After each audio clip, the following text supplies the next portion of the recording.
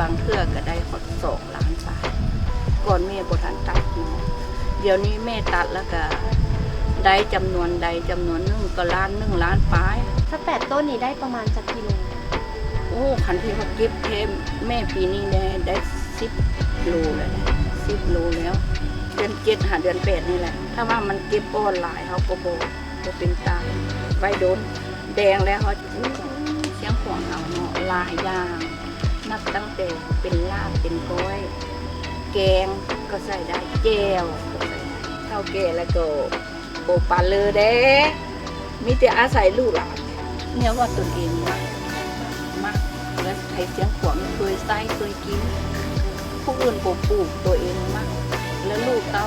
ส่วนหลานแม่ส่งตลาดเลยขายสดขายแห้งแม่ก็ขาย นั่นน่ะเดี๋ยว